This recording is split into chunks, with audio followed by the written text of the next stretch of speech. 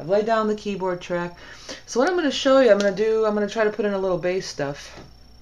And I always play bass with my left hand, just a throwback to, you know, I actually played left-hand bass a couple times, but it never sounds as good as a real bass player. But for this intent purposes, it's going to be okay. But I always go to the left hand for my bass lines still. I found I want a little softer bass.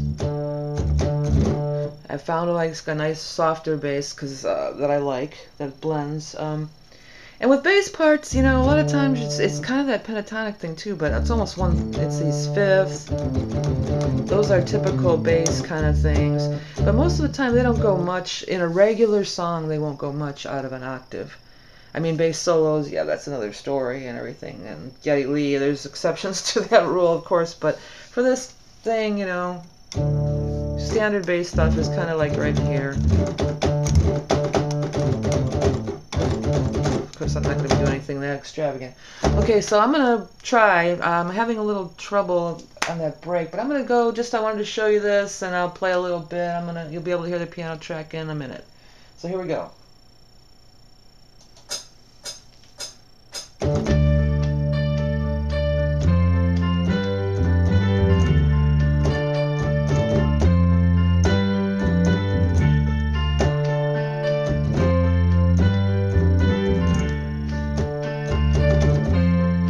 Verse 1.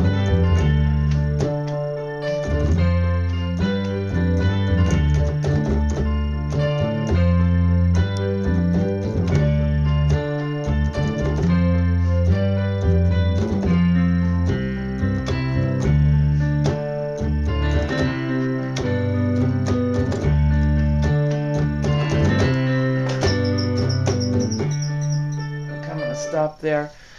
So you see, I played around a little bit. I'm gonna have to listen to it later. I was getting a little leady with it, but I like that too.